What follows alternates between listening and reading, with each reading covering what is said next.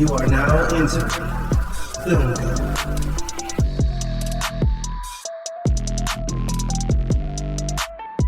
I see, mate. You're fond of me lobster. Molly, you in danger, girl. Your ass looks like about 150 pounds of chewed bubble gum, Kyle. You know that? Say it, sir! I don't believe you people. What do you mean, you people? What do you mean, you people? Now answer my question. Were you rushing? What's going on, everybody? Welcome back to Film Code. My name is Phoenix Clouden. We have a very special episode for you guys today. I am joined once again, returning to the show. I'm so excited to have Darrin back with us. Darrin, my man, welcome back. This is your third time, I think, on Film Code. Third time. So we had the Fablemans, and now we have this. So yeah, Nice. I was just thinking like last week, I'm like, man, I wish I could have another conversation with Phoenix. And then you messaged me on Twitter. I'm like, oh, there you go. Put it in the air. There you go. Yeah. I don't know if I've been wanting to tell you this, but Binge Movies, obviously we're friends with Jason. They had a Christmas party that I made sure, like, he announced it and everything, and I made sure to show up for it. And so it was great being welcomed into the Binge Movies family.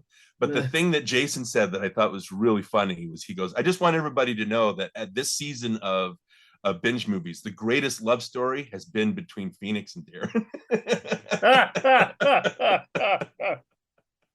I was like, yeah, that makes sense. Oh, that's awesome. So as always, it's just great talking with you. It's just, you're one of the, I get nervous talking with people, but you're not one of them. That's cool. Yeah, that's perfect. All right. Jump on. So we are talking the 2016 Best Picture winner, Green Book, starring Viggo Mortensen and Mahershala Ali. This is a movie that has been talked about as one of, you could argue, I think at least in most people's top 3 worst Best Picture wins. I am not in that camp. This is one of my favorite Best Picture winners. So it'll be interesting to talk about this movie more in depth. So just real quick background for me particularly. This was the 2017? What year was this? I think it was 2016. Was it? Okay.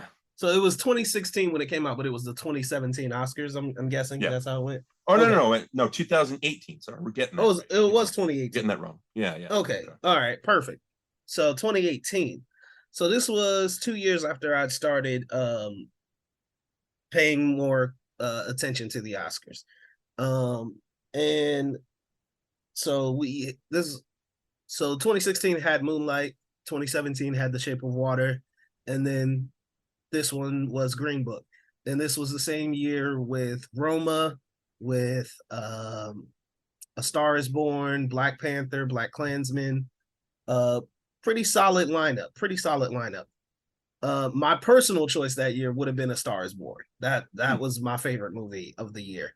But a lot of people had Roma, which completely understandable. It was a fantastic movie. But in the back of my mind, after I saw this movie, I was like, this feels like the kind of movie that I think they're going to go for. And I was alone in that assessment. And then, of course, they won. So I was like, I felt a little bit of redemption, because I was like, I predicted Moonlight, having not seen any of the Best Picture winners. And then I predicted Green Book after having seen all the Best Picture movies. And I was like, I'm really good at this. So, yeah, I like that. But I saw Green Book. I really, really liked this movie. And I didn't realize that it had so much negativity surrounding it at the time. It was only after the Oscars and everything where a lot of people brought up the issues with the movie. And I actually hadn't watched it since that year, since 2018. So getting a chance to dive back into it with all the, issues around it and what people say about it, I was like, let's see if I see what they see. Let's see if, it's had any effect on my appreciation for the film. And yeah, it hasn't. I still love this movie. But Darrin, this was your first time watching Green Book. You didn't have any of that going in. So what were your initial thoughts on it? Well, we were talking before we started recording. Again, it's the I don't get to see as many new movies as much as I'd like to, and especially Right. with, I guess I'm kind of disillusioned because all the franchise stuff. So you have to really like.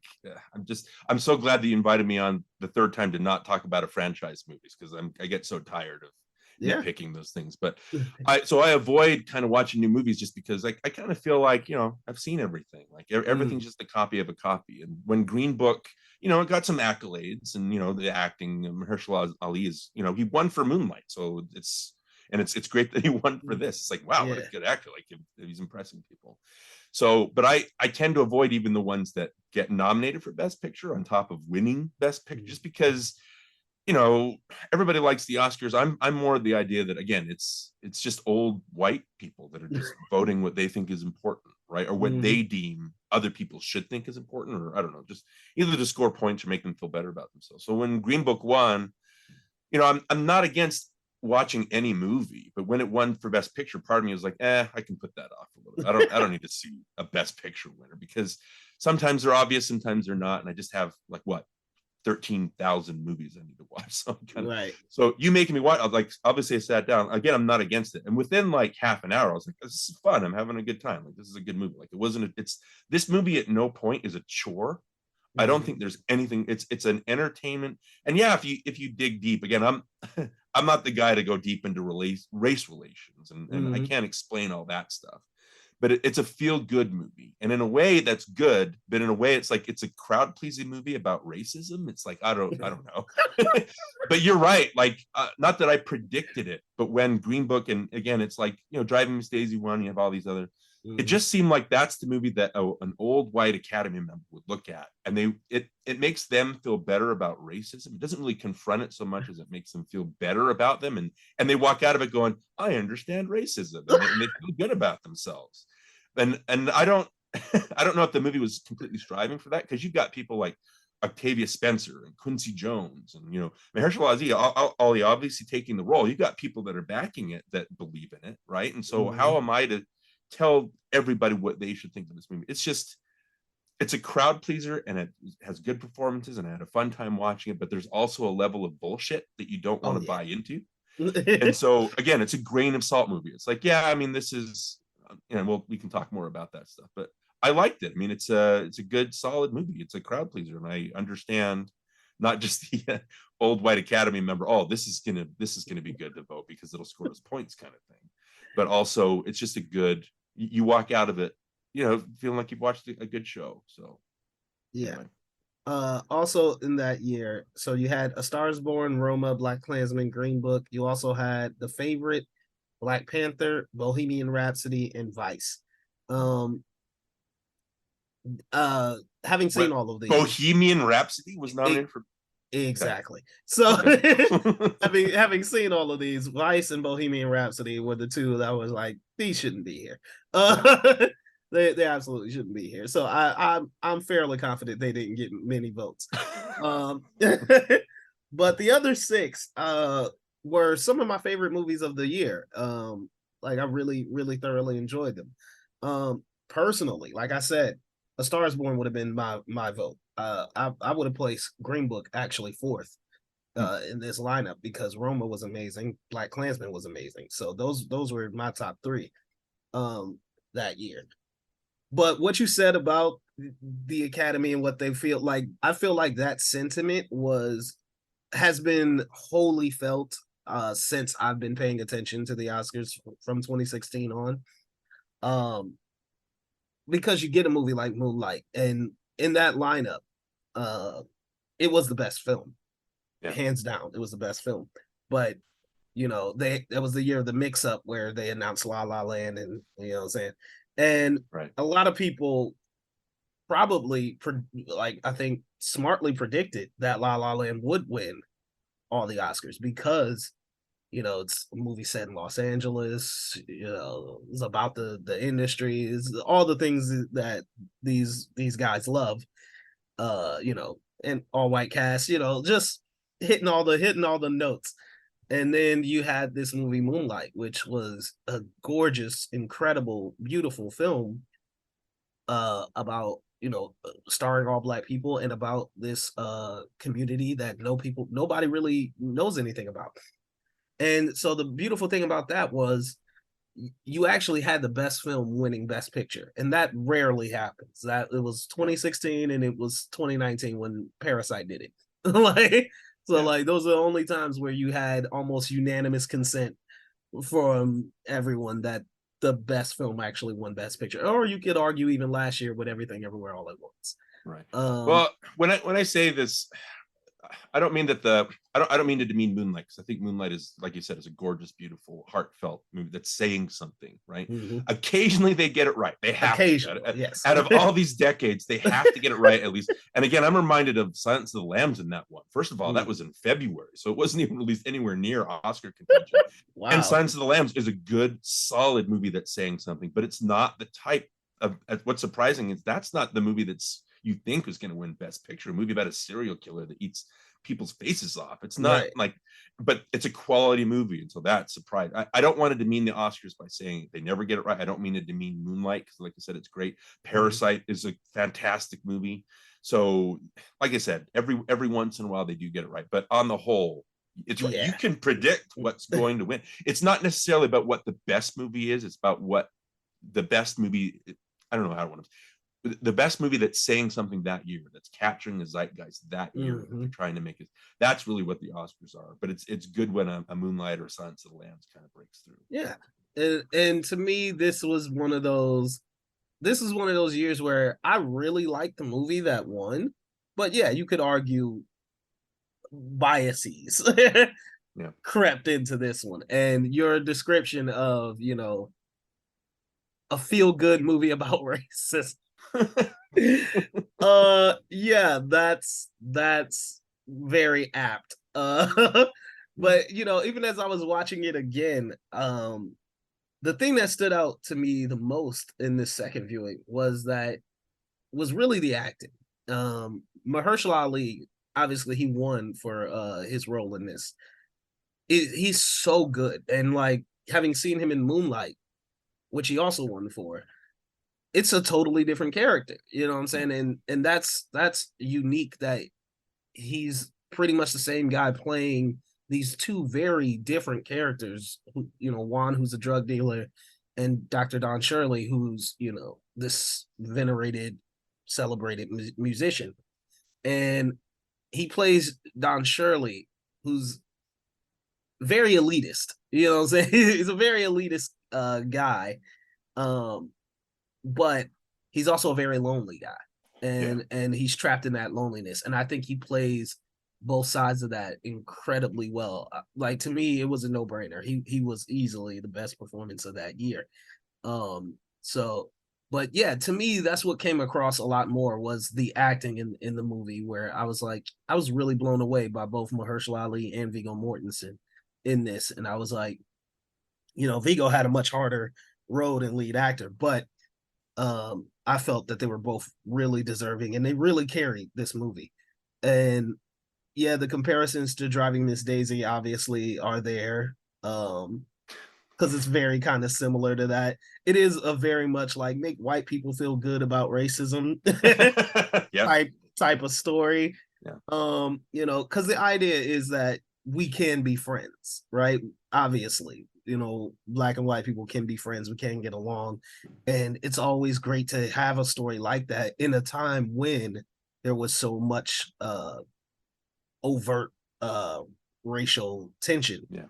So I get the idea. And like me personally, as someone who's very much like, I can't even believe racism was a thing. So like, to me, like seeing a movie about that time period and about these two guys who formed a great friendship, to me, that is heartfelt. You know what I'm saying? That does pull at your heartstrings. That is something that you want to celebrate, is the fact that at this moment in time when it was so polarizing, we had this friendship and we had genuine connection. And I feel like, yeah, maybe you do want to talk about the harsh realities of that time period, and you do want to find the more hard-hitting stories about that time, and dive more deeply into the polarizing nature of it. But sometimes you find a really great story where it's a beautiful love, like, not really, I won't say love story, but like it's a beautiful friendship. Yeah. And that should be celebrated too. So to me, like, the acting coming across stronger on the second viewing, and the feeling of finding joy in this period of time of polarization, I think is exactly the kind of story that you want to celebrate and venerate. So I kind of understand. And to me, like, that's why I was like, oh, I think this is gonna win, because it's that kind of story. And I completely understand it. And like I said, in the second viewing, that really came across. Yeah, I mean, if you're like Black Klansman and Black Panther, I think hit a little bit harder as far as themes, Oh, and yeah. they're not they make you work for it. They make you work for your entertainment. So basically, this movie, what I equate it to is it's like a romantic comedy. There's nothing like Right. groundbreaking, and you can predict scenes. You can predict where Dr. Shirley, oh, this is the part where he's going to drive, right? Mm-hmm. Like you can predict all those things and check off boxes. But the thing that's universal about this movie is that friendship. It doesn't matter what color they are. You know, you could, that sounds bad, but you can apply it to anything like romantic comedy or a buddy comedy kind of where Right. they meet in the middle, and they overcome their prejudices, and they like each other, and it is all about the acting. Like in a romantic comedy, you need to have chemistry between those stars. Otherwise, romantic comedies are probably the most predictable Yeah. movies. But what I do is, especially with the Clooney Roberts movie, Ticket to Paradise, they're charming. So I don't really care that the movie around them is so predictable, because I'm not there to see the story. I'm there to see their chemistry, right? Mm-hmm. And it's the same thing with Ali and Mortensen, who are incredible, and just they make characters, and they're very solid. And they make choices, and every character choices, it builds. I don't know if that makes any sense, but they're just very strong characters, and they embody that, and their chemistry is amazing. So just that, you take the race out of it, you take the gender out of it, it's the same concept of two people that are bonding and getting over themselves to be able to see each other for who they are. That's universal, right? Yeah. And yeah, it plays against the 60s. If I had a list, I was like making things like Do the Right Thing, or Get Out, or Hate Right. You Give, or Fruitvale Station, or for crying out loud, 12 Years a Slave. Racism is so ugly that you don't want to, Academy voters wouldn't want to vote for an ugly movie. I don't think they want to celebrate something. And even though those other movies that I mentioned, like Do the Right Thing, came out the same year that my favorite movie, Field of Dreams, came out. But I think Do the Right Thing is a more important movie than Field of Dreams, if that makes sense, because of what it's saying. And it says it in a way that's never like cloying, but it's always hard hitting. Green Book is the complete opposite of that. It's designed to make you feel good. And yeah, it has all the racism stuff. And I wrote down, and I was like, by the time like the cops pulled him over and put him in jail, I was like groaning. I was like, come on, man. Like, why is all this going on? Why does this exist? Why is this, just because you look different. I don't want to expound on, that's not my place, but it's like, I like you, I just don't get it. I was like, what? Why are you pulling? There's no reason to pull them over. Like, they weren't doing anything. And it's the same thing all through the movie. And it really hits you that way. And so it just, the friendship plays against the backdrop of that stuff. And right. I don't know. I was just thinking like all the backlash for it. I'm like, it's well-meaning. The movie means well. It's not going out of its way to be offensive. I just think that if you're going to throw a fit about a movie getting race wrong, there are not better, but worse movies to pick on that are more offensive. I don't know. I just think this is a good crowd pleaser. You want a crowd pleaser, and that's what this is. And you're 100% right about the predictability. Oh my God. Not only does it check the boxes of like your standard romantic comedy, it checks the boxes of your standard buddy road trip movie. Yep. You know what I'm saying? Standard movie about race. Like, it checks all of those boxes. I think more egregiously, what a lot of people were mad at is it checks every Oscar bait box as well. like purely, it has every Oscar bait box check. So like, I think what angered people so is that it was such a standard movie, and it was about such a hard hitting topic, and it was taken so lightly, and especially because it was looked at from an opposite perspective. Uh, and I'm like, to me, those are all the things that I like about the movie. I'm like, I like that we do look at racism from the opposite perspective.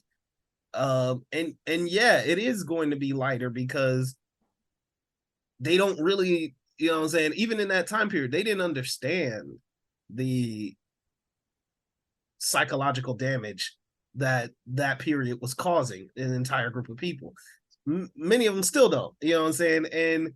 But the idea is you have to look at this period from everybody's perspective, even the ones that you don't agree with, even the ones that don't share the same viewpoint on it that you might. So to me, while I would say that it's not the strongest movie talking about racism, absolutely not. I do think looking at it from that perspective was a vital element to continuing that story on to continuing that discussion on race and racism in our past. So for me, this works. This completely works. And because that chemistry between Mahershala Ali and Viggo Mortensen is so strong, and they have so many great scenes together, that carries past all of the standardized checkboxing that the movie does. Yeah. It's I don't think that the movie is trying to be hard hitting. It's not trying to do the right thing. It's not. It's there as a backdrop for this story about people that are getting over themselves and meeting in the middle, right? And so, as a checkbox movie, you could be different. Like maybe people didn't like the chemistry between Ollie and Mar. I don't know. I thought their chemistry was just fantastic. I bought them as friends, and I bought the kind of burgeoning, platonic love for each other they have, right, and the respect that they have. I love the letter writing, another checkbox thing. And right. As soon as he starts writing the letter, I was like, oh, he's going to start getting better at writing, and you can tell that he does. But that's charming. I love the part when they're finally living. They're not living. They're staying in the same room together at the motel, right? And he's writing the letter, and Doctor he goes, well, let me look at your letter, and Tony's like, no, I got it, I'm getting it. So. And so he starts, and I was watching it with my wife, and he's, you remind me of a house. And my wife groaned, and she's like, oh no. But then he's like, but then he keeps reading, and it's like, you got tall structures where everybody inside is happy. And my wife goes, oh, that's better. Yeah, exactly. Again, that's a charming scene. And you can just tell that Dr. Shirley is just charmed by him. And like, that'll work. Like, I don't have to teach. Like, you got it as much as you can get it. Like we're getting to each other. So it's full of those crowd pleasing moments, and that's you want to watch this. This is the kind of movie you want to watch with an audience and kind of enjoy. This is not the kind of hard hitting. I don't know. Does that make sense? What I'm saying? Oh yeah, absolutely, entirely. And you hit it right out of the park. I mean, this was written. I don't know if it was written by him as well, but it was directed. Yeah, it was written. It was written and directed by Peter Farrelly, who is, I think he's he does the Dumb and Dumber. Yeah, he did Dumb and Dumber. So this is a guy who mostly does comedy. He did There's Something About Mary. Like, that guy taking on this story. There's something, like, when I was watching, I was like, I don't think the guy that directed There's Something About Mary should be nominated for an Oscar. Like, why is he directing a Best Picture nominee? That doesn't make any sense. Right. And I mean, like, but at the same time, this is why I respect it, right? Because when I was growing up, you remember when you were growing up and they asked you, like, what do you want to be when you get older, right? And I'm pretty sure nobody said podcaster, but I don't even think that was a thing, Phoenix. Right. You know what I'm saying? But what did we say? We said astronaut, we said movie star, we said rock artist, you know what I'm saying? We said all of those crazy things. And to me, I was like, you know what? Why can't I be all of them? Why can't I be a rock star who's a movie star who does Goes to professional space. wrestling on the Yeah. side? You know what I'm saying? Like, Yeah. like all of that. So to me, seeing a guy who went from some of the most raunchy comedies ever, I'm thinking about There's Something About Mary, and there's a great scene with the hair. You know, Yep. if you know it, you know it. All right. And I'm thinking about that guy transitioning from that to this warm, heartfelt story about friendship during racial time. And I'm like, yeah, man, do both. You know what I'm saying? Do both. And you know, and you could argue you're a success at both. So why not? You know what I'm saying? And I can't wait for There's Something About Mary too. You know, you know what I'm saying? Well, there's something to be said. Like it's funny that the guy that directed a movie with that scene in it that we're talking about again is in the running for best pictures, that kind of thing. But there's nothing against like being better and growing and becoming a better filmmaker. I just know that reading like the behind the scenes stuff, like the part where Tony folds the entire pizza in half, like that was based on the actual thing, right? Like Tony Lip really did that in real life, but Farrelly was like unsure of it. But then they practiced it on set, and it got such a laugh. And that behind the scenes story is like, so you still have your comedy, like your comedy chops. You still want to go for that laugh. And like I said, it's an easy movie on the eyes and the ears and the heart. There's nothing really challenging about Green Book, and so that's fine. But you're talking about doing both. I mean, look at Steven Spielberg, right? I mean, he directed like blockbusters, Duel and Jaws and E.T., movies that aren't best picture when you're looking at it. But then he does Schindler's List, and you're like, whoa, like I knew you were good, but like I didn't know you were. And since then, he's done some really solid, not just blockbuster stuff. So there's obviously a difference between Farrelly and Spielberg, but you know what I'm saying? It's like there's always a trajectory. You can always do better, and teach an old dog new tricks, or a new dog old tricks, that kind of thing. It's like you can grow. There's nothing against that. It's just it's funny hearing that this guy directed a movie. And I mean, too, like I do want to address some of the criticisms, because I do think some of them are valid. They're probably all valid. Yeah, absolutely. Like the movie itself, it's called Green Book, and we only see the Green Book once, and I think it's only addressed maybe one other time after that. I can think of maybe 3 times. Like the first time he's introduced to it, put in his hand, and then later he's looking at it, and then there's a part at the end when they're like, "Well, why don't he says to Dr. Shirley, why don't we stop somewhere?" And Shirley says, "I don't want to go any place that I'm not welcome." Right, and so he reaches for the Green Book, and that's where they end up staying at the same hotel together. So I think it only really makes a real appearance maybe 3 times at most. Right. So like, and I noticed this was something that people brought up, was that the Green Book was a vital, what I'm saying, very, very, very important aspect of Black life at that time. And they just genuinely felt like, if you're going to name the movie Green Book, at least make it about that Green Book. But I'm like, again, that's a totally different movie. Like you could make that movie, and that would be a definitely more hard-hitting, probably emotionally gripping film. That isn't this one. You know what I'm saying? But I understand that criticism is like, maybe. The other criticism is that the movie was written by, I think, Tony's Nick Vallelonga. I think it's his son. Yep. Yeah. So there's a little bit of bias there. They feel like their argument was that there's some bias there because, obviously both Peter Farrelly and Nick Vallelonga, they're both white. Nick is basically, going off of obviously the story his father told him. So there's some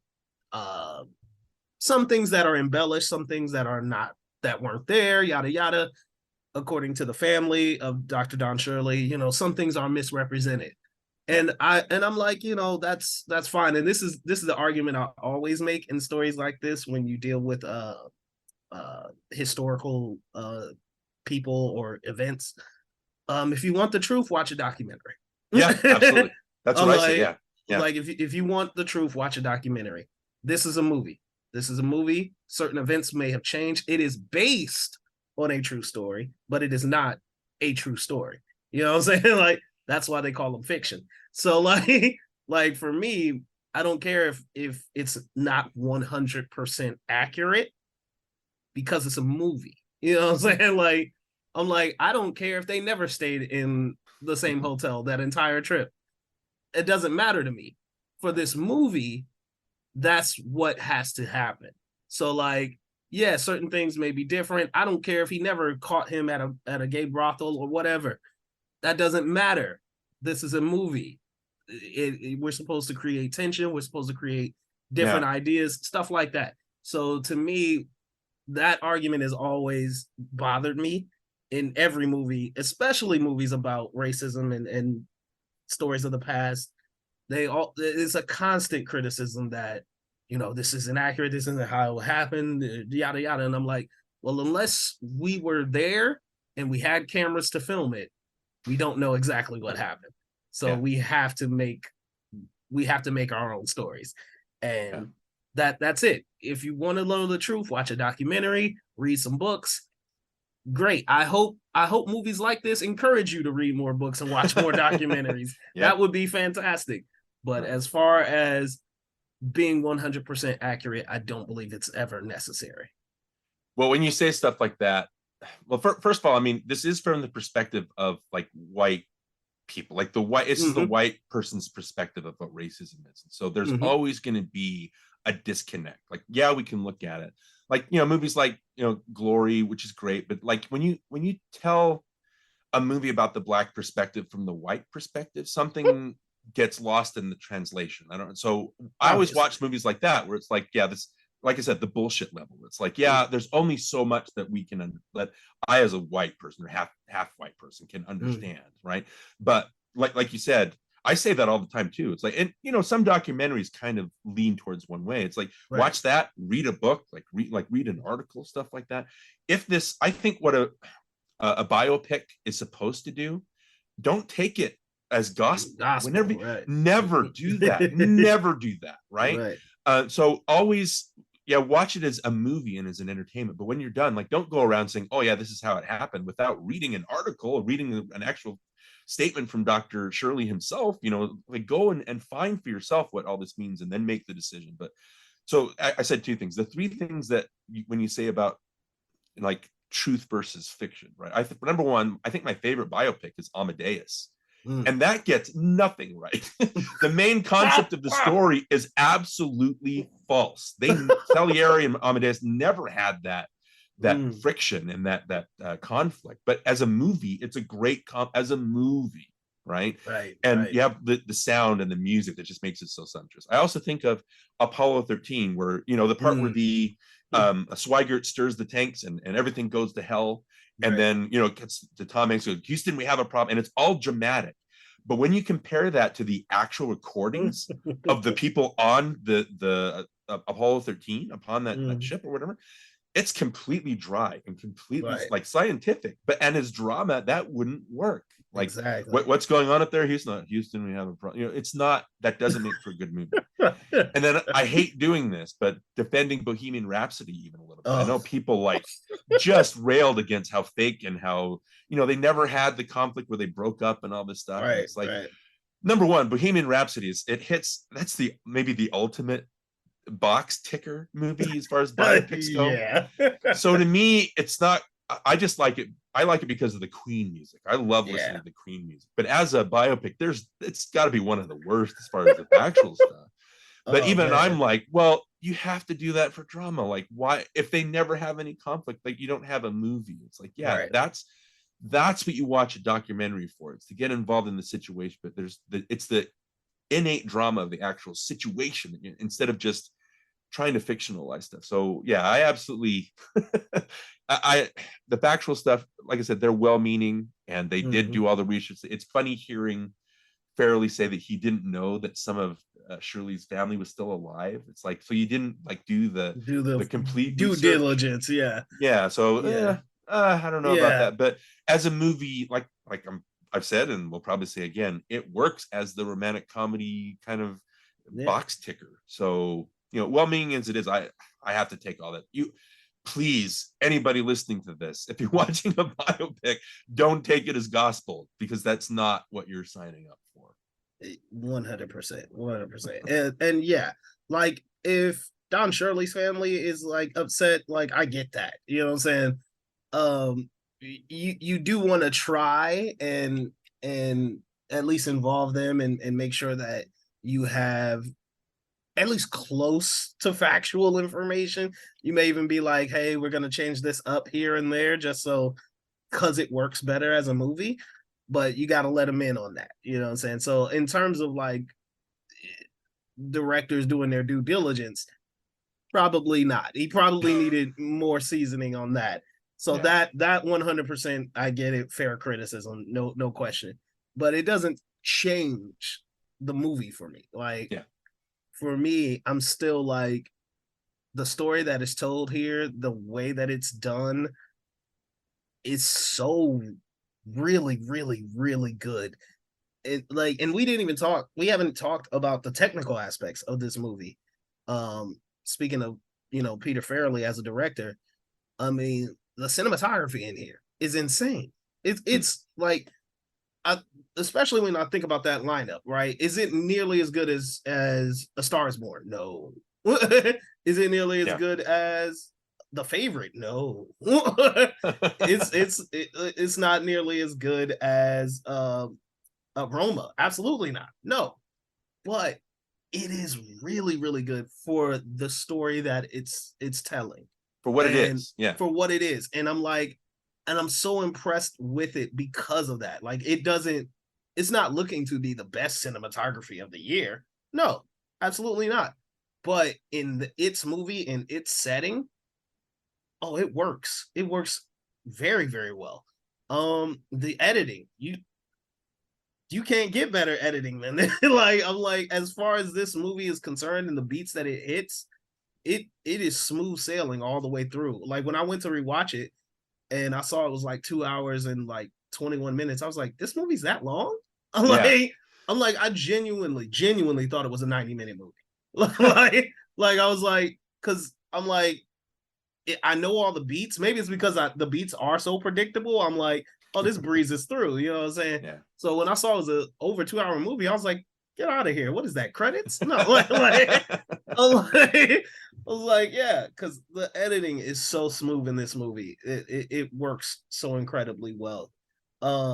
Costume design, like matching a specific time period is incredibly difficult. Matching that time period with someone who existed and you have to get their look, you know what I'm saying, down. There's a great shot at the end of the movie where they show the real Tony and the real Dr. Don Shirley, and you see like the outfits that they had and trying to like recapture those looks. I thought they did an exceptional job. And yeah, man, it for what it is, every aspect of this movie I feel was done to perfection. For what it is, right? I mean, that's for what it is. That's the thing that I think people kind of push back. This is going to sound weird, but the Super Mario Brother movie that's out now, it's like, it is what it is. And to spend more than 100 words talking about the Super Mario Brothers movie is like, why? Like, it is what it is, and it accomplishes what it needs to accomplish. Kids like it. It's not an embarrassment. I'm done talking about it. That's all I need to say. And I don't understand why people are so adamant about like pushing it. It's like, just attack a movie that doesn't accomplish what it needs to accomplish. Right? Attack a movie that is like, that goes out of its way to be offensive. Like, why are we having arguments? Why are we still talking about the Super Mario Brothers movie, even though it's been out for 2 weeks? Like, enough. Like, there's no reason to die. And this, Green Book is weird. Again, it's a grain of salt movie. That's how I describe it. Like, it's a perfect like 3-star movie because it does what it needs to do. It makes you feel good. It doesn't strive to be more. It just it does what you expect it to do and need it to do. And the period setting, I don't know how hard it is to get. You've got to get all the cars and all the buildings, and you've got to make sure everything's right. You got to make sure the language isn't anachronistic and all this stuff. But I never doubted a second during this movie that I wasn't in 1962 or 1963. I felt like that's where I was because of, I think everybody just sold their characters and the cars they're driving, the places they're living, and the clothes that they're wearing. It's that's beyond reproach, right? I don't think it gets anything wrong as far as that goes. Yeah. And I mean, and like we said, when you're doing what you set out to do, right? And you accomplish that, that's really all you can ask for. like, you know what I'm saying? And this is definitely one of those years. So like I said, this was the second or third year, I guess, where I was paying attention to the Oscars. And you know, sometimes people get wrapped up in that whole competitive conversation. And I get it. You know what I'm saying? I'm definitely a victim of it. I was definitely a victim of it this past year because I was railing against Everything Everywhere All at Once, even though I love that movie.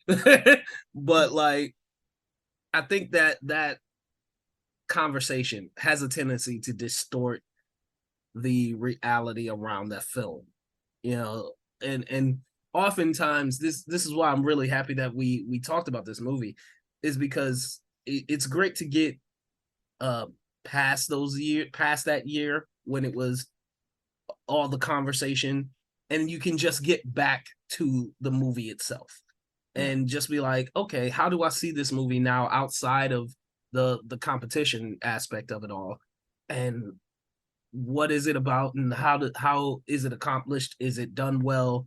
And when you look at it, you go, this is done extraordinarily well. Like, in terms, like I said, we said the acting, the editing, the set design, all of that is so incredibly well done.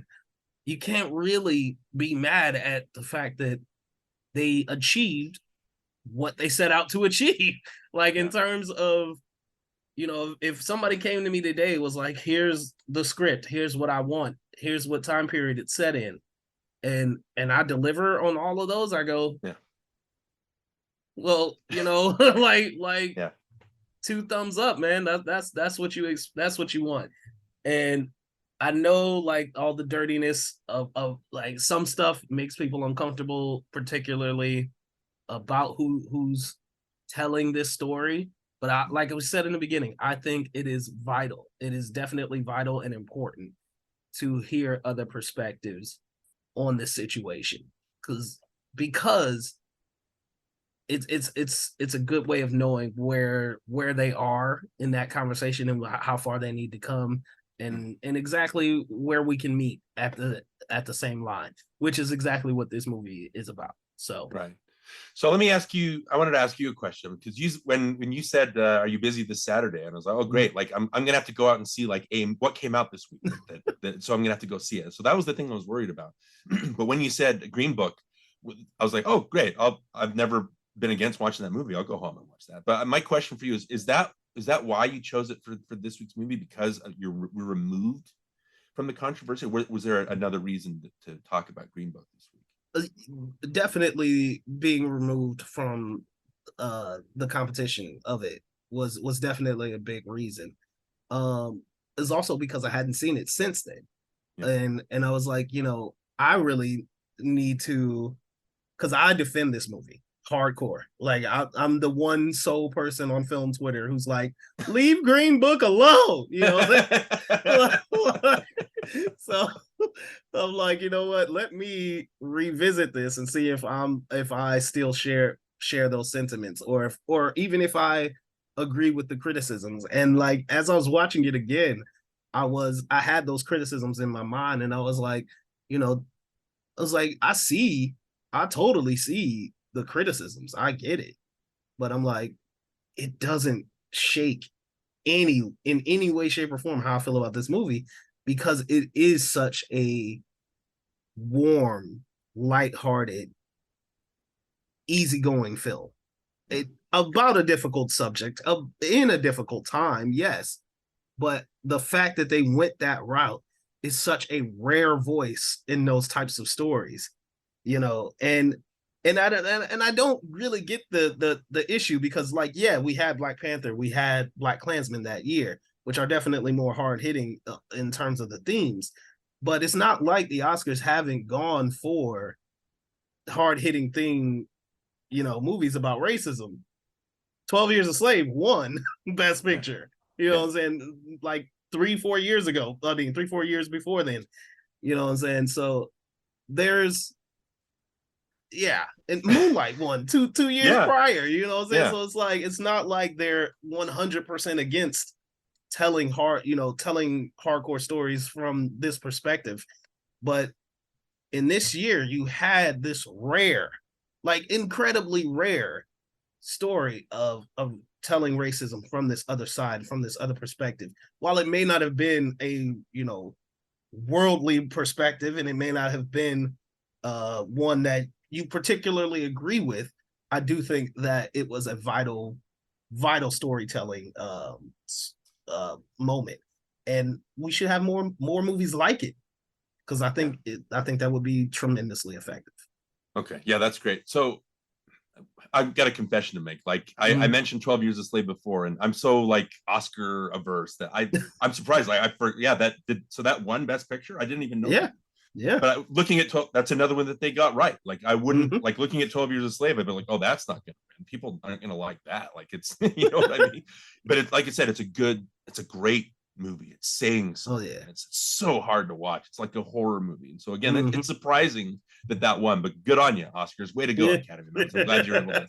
But you're going back to I'm a big proponent of that. Like I have so little time to sit down and watch movies that I've got to find a way to. I can't be negative about these things. It's kind of like why I don't watch the Marvel movies anymore, because I'm so tired of nitpicking them. I'm like, I don't want to sit down and just nitpick them. That's all I do. It's not fun for me anymore. But as long as a movie, so when I watch a movie, like the attitude that I have, and it's never let me down. The only way that it would let me down is if that's how I know it's a bad movie. Like if you sit down and you watch, this is a comedy. At the end, did it make me laugh? Yeah, it did its job. I didn't waste my time. Is this a horror movie? Yeah. Did it scare me? Yeah. Okay, it did its job. Like is it a drama? Did it involve me? Did it get me emotional? Yeah. I mean, if it does that very base level, even something like Johnny on our show, we talk about like Dwayne Johnson, and he always asks like movies of like, why do you like that? I always bring up like Tooth Fairy. I enjoyed Tooth Fairy because there's a scene where he's talking with Billy Crystal, and just there's a comedy thing where The Rock is a great like reactor to comedy, and so I think that sells it. So I enjoyed Tooth Fairy for that. It's like, yeah, I got something out of it. As long as a movie accomplishes what that base level thing, and if it does more, then great. If it does less, then that's when I'm like, this is terrible. Like this did not. So that's how I approach movies. I can't go into these things knowing that I'm going to hate them. And I did that with this one, and I hated myself for it because all I knew of it was Twitter, what Twitter said, right? That's all I knew. And it's funny when you think, what does everybody think about it? And the people that are the most angry are white people. It's weird that it's like when people complain about like Chinese stuff and how Chinese stuff is offensive and stuff like that. I'm like, but it's a white person complaining about. I'm like, I'm half Chinese. It doesn't offend me. Why are you taking? Right. You're a white person. Like you don't face that kind of stuff. Like, why are you taking the stand? It's just funny to me that people that aren't as involved are the ones that have the louder voices, trying to like overtake the conversation. So watching this movie, I went in thinking, oh, this movie is gonna be terrible, and then like halfway through I was laughing at all the right moments. Like I said, it was charming, and it won me over.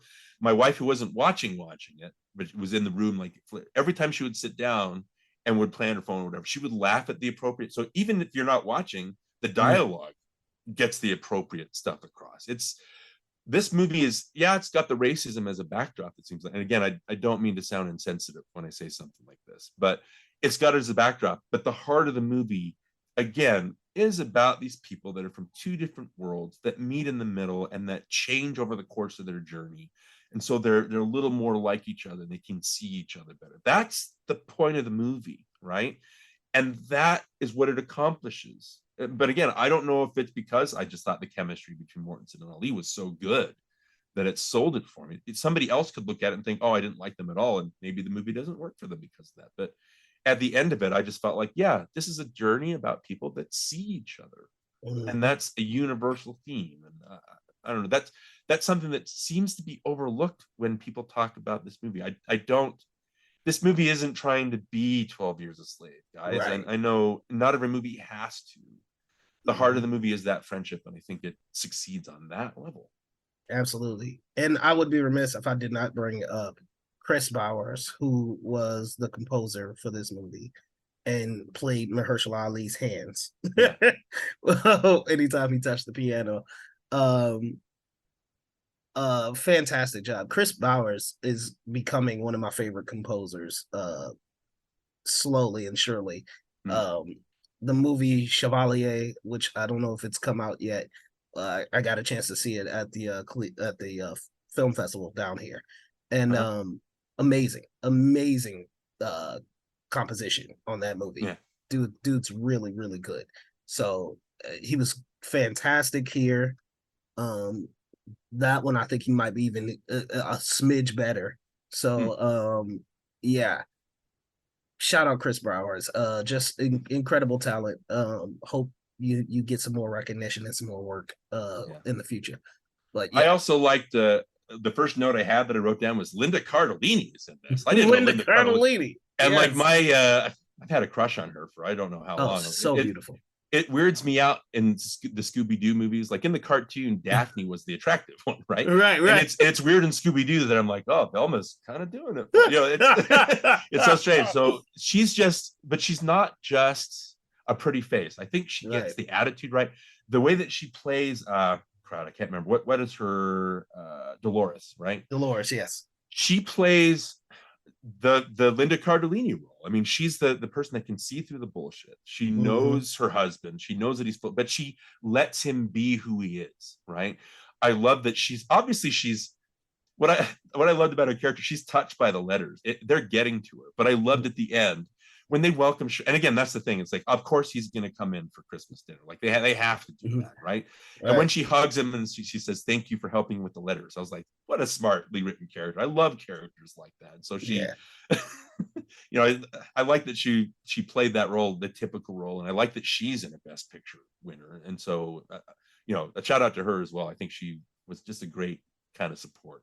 Absolutely, and fantastic. And I hope she's in more stuff because she's amazing, and she actually is in the Marvel Cinematic Universe. Yeah, she is, and she elevates it when she says she brings great stuff. Yeah, she says to Hawkeye, "I totally support your avenging." I'm like, that's great. That's a great line for her. But also, you're right about the Chris Bowers. Just bring it back to that. This movie has a musical identity, and I love the sounds of it. Like, and just listening to the artistry of the music, and not just when Dr. Shirley plays, but when they go into the club at the end, that he just doesn't really lower himself, but he becomes part of the vibe. Like he can do that. And so just the music was just great. I agree with you on that wholeheartedly. And the comedy works, man. Like I'm thinking of certain lines now where, when Dolores is reading a letter to her friends, and one of her friends goes, "I want a letter" to her husband, and he's like, it's like, yeah, whenever you make a meal, you can meal.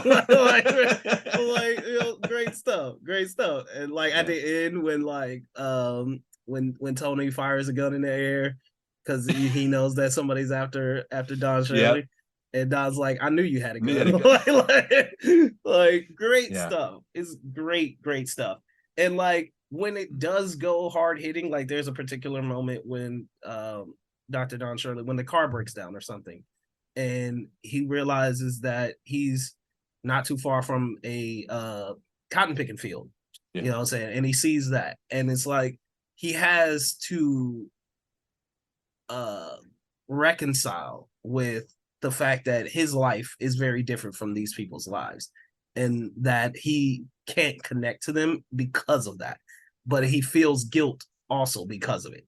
And that to me is a great moment. That is, I don't know if it's written in the script, but the way that it's written without words, you know what I'm saying, it's one of those show me, don't tell me kind of moments that I think is done extraordinarily well. So while it's not, the most hard hitting about this time period, it still has moments where you're like, I see the heaviness that this plays on one person.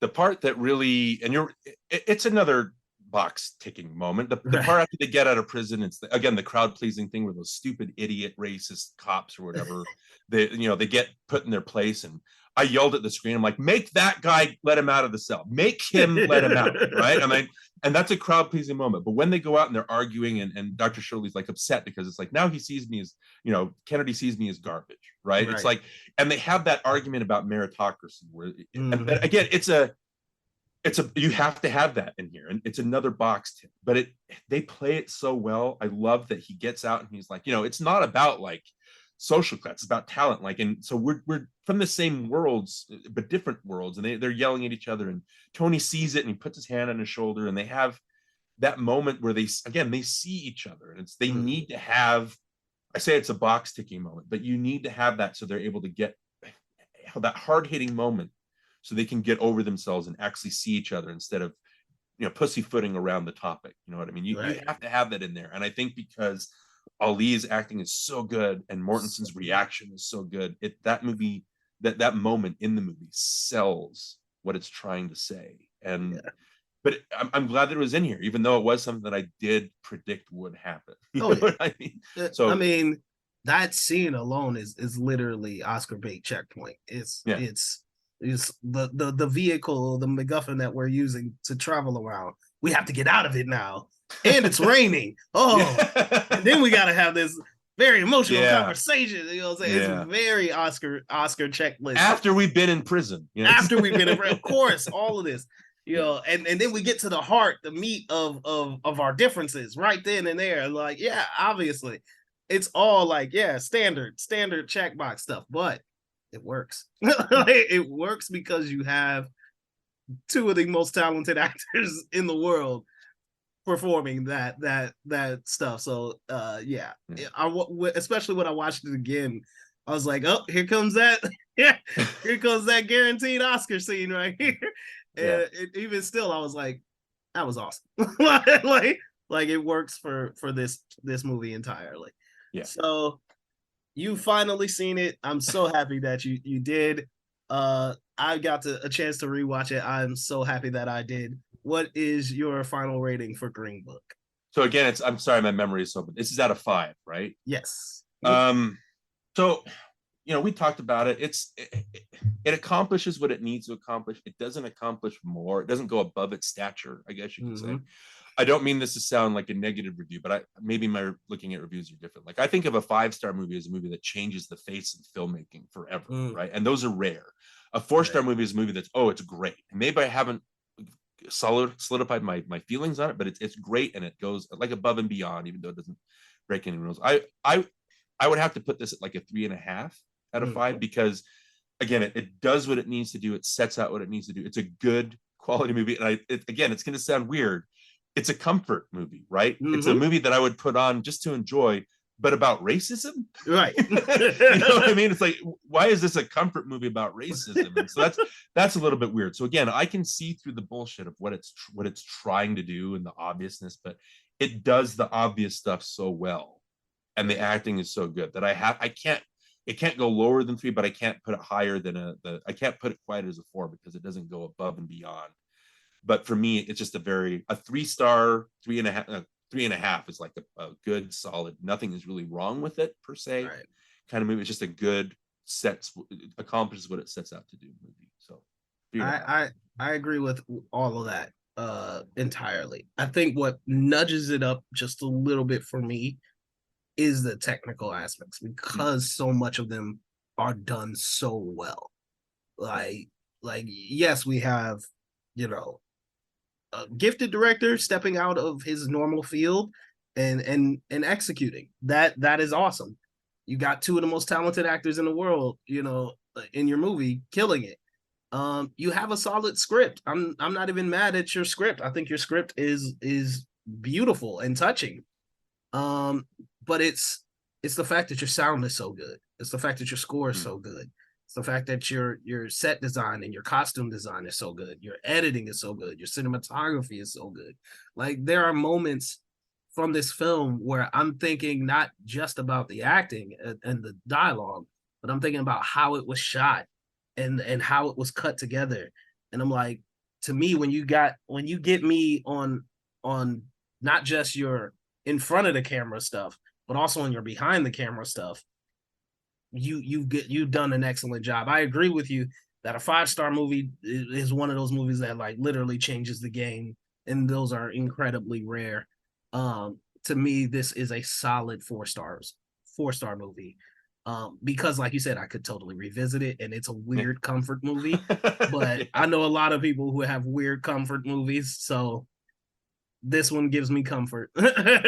Well, Spotlight that won the Oscar in 2015. That's about that's about should not be a comfort movie, but I just think that movie is so well done that I would consider that well done. A comfort movie. And it's just, I appreciate the writing and everything. So we're not that far off. It's like a half-star difference between our ratings. It's just the thing that I want to say is like, there are worse movies to pick on. This reminds me of like all the controversy that Song of the South gets.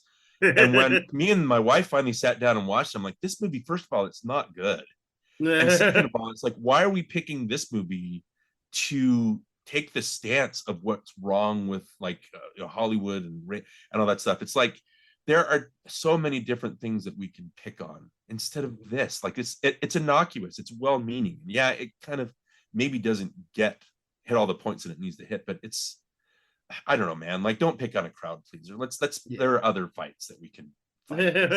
It's too easy to pick on something like this. I don't know. And I mean, I genuinely love this movie. Like, I genuinely love it. It's something I could sit with and rewatch. You know what I'm saying? And I don't mind the hard hitting stuff. You know what I'm saying? There's totally a time and a place for it.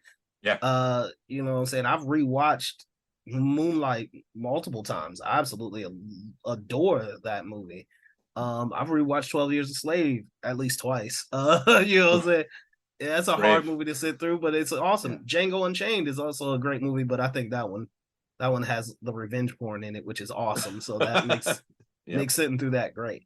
But like, yeah, there's a time and a place for those kind of stories, and then there's a time and a place for this one. And I think this works so well. And to me, like I said, it's the technical aspects that put it over the edge, because while you could argue like, hey, maybe you didn't like the chemistry, maybe you didn't think the script was that strong, but you still have these incredibly gorgeous shots, smooth editing, you got an incredible soundtrack.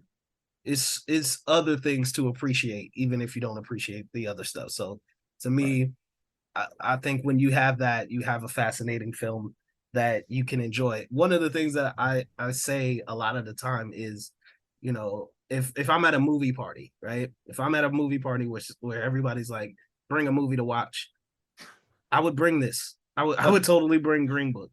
You know, for not just because it's an excellent, well done movie, but because it's a conversation starter. Even if the conversation is negative, it's a conversation starter. And I think that's something that you want to share with people. Like, you watch this, Simi, with your wife.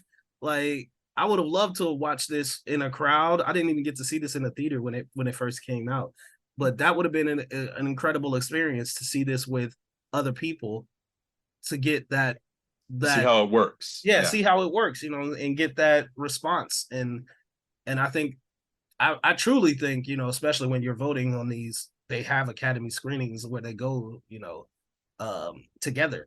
And I think that's what put this movie over the edge, is seeing it with other people and getting that feeling and that experience and getting that conversation. That's it. Definitely probably is what pushed this movie into the Best Picture winner. So I love it. So there you have it. Well, thanks for making me watch it. Yeah, no problem. We gonna get you caught up, man. We're gonna get you caught up. You're gonna be like, these Best Picture movies, man. They're not half bad. As long as we start from like 1970 on, then that stuff before I can't tell you. So we're gonna move on now to what's good.